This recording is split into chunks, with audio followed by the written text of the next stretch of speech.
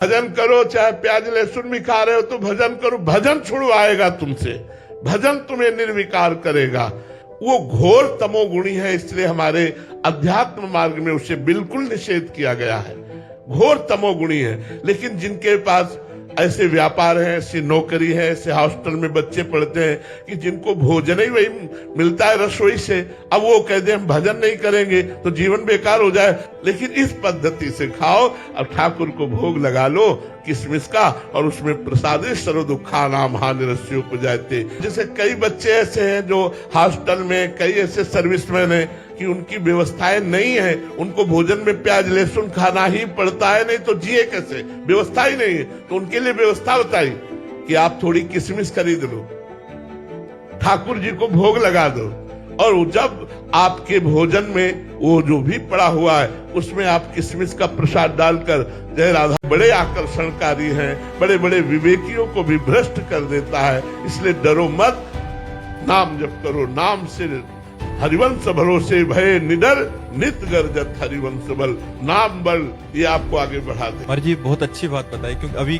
3-4 दिन पहले एक जने आए थे, वो कह रहे थे कि हम तम्बाकू खाते हैं बट हम राधा नाम भी करते हैं। तो आपकी यही बात याद आके उनको ये बोला था कि आप करते रहिए, धीरे धीरे अपने आप ही ये सारे। हमारे सैकड़ों अनुभव हैं। एक वृद्ध आए थे, वो एक डिब्बी सिगरेट पीते थे और उन्होंने कहा मेरा भरपूर मन है भजन करूं, पर मेरा मन कहता मैं बहुत गंदा हूं। तो महाराज जी क्या आप हमें शिष्य बनाएंगे?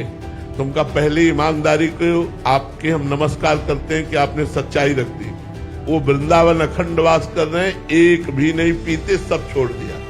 अगर हम पहले ही दिन कह देते कि हम तुम्हें दीक्षा नहीं देंगे क्योंकि तुम सिगरेट पीते हो, पहले सिगरेट छोड़ के आओ, तो कभी ऐसा नहीं होता। हमने उनको अनुमति दी।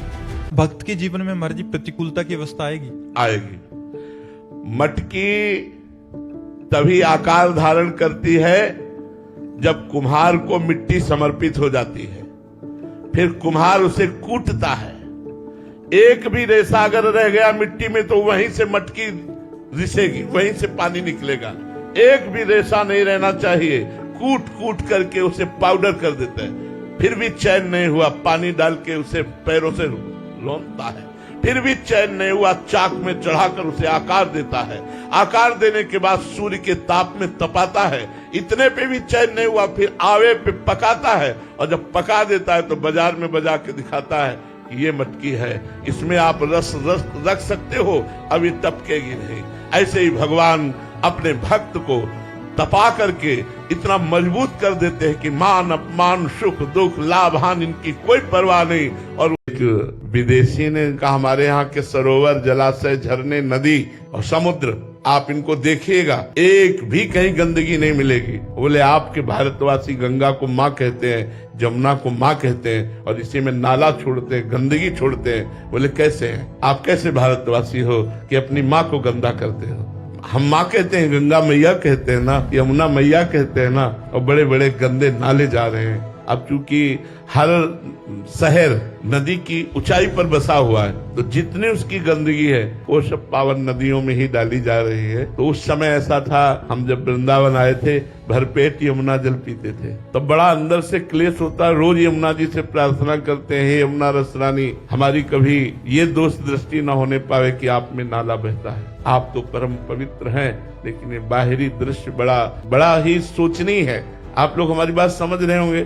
आप बड़ा सोचनीय है कि जिन्हें महाराज भर्तृहरि जी ने मन को खोजा, मन की बात कि क्या चाहता है। सुंदर स्त्री का भोग ऐलान कर दिया कि विश्व की कोई सुंदरी मैं उसे वरण करना चाहता हूँ, मेरे सामने आए।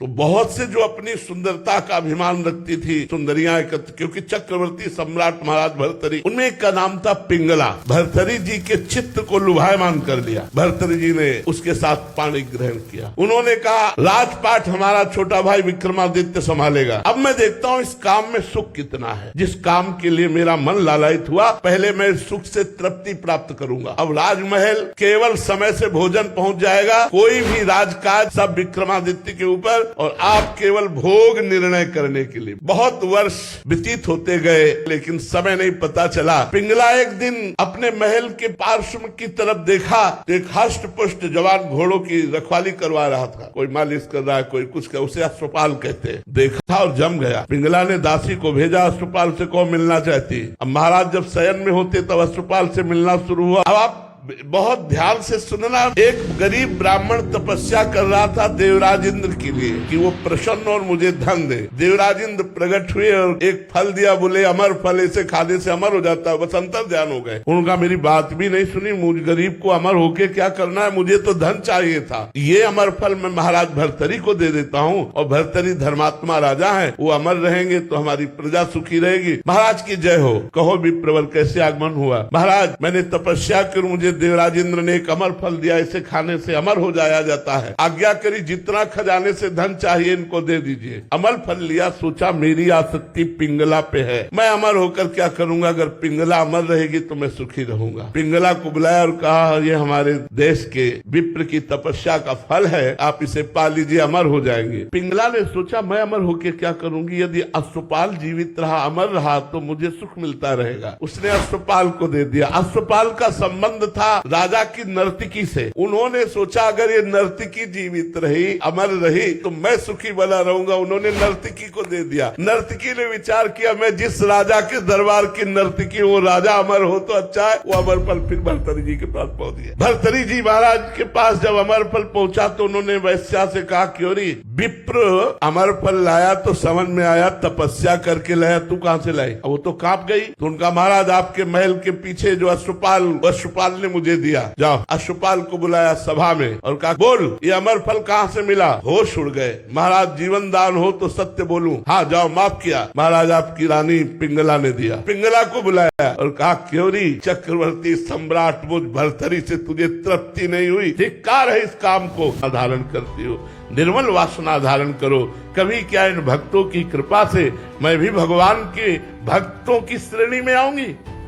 कभी भगवान मुझे अपना मानेंगे, कभी मैं भगवान के लिए रोऊंगी, कभी भगवान के निरंतर चिंतन में डूबूंगी जैसे भक्तजन डूबे। तब तो बात समझ में आया, मेरा चरित्र गाया जाए ये तो थोड़ा हमें कम अच्छा लगा। इससे देहाभिमान पुष्ट होता है। अपने को भक्त मानने वाला भक्त ही नहीं होता। जितने महान भक्त हुए सब अपने को अधम माना। और हम कहें कि हमारा भी कोई चरित्र गावे तो खुला देहाभिमान हो गया। इस देहाभिमान जब तक रहता है तब तक वो चरित्र गाने लायक नहीं रहता। इस दरबार में दैन्य का आदर है, अभिमान का निरादर है। पहले भगवान से प्रार्थना करो कि आपका देह भाव नष्ट हो। ये गलत धारणा है, ऐसी धारणा नहीं होनी चाहिए।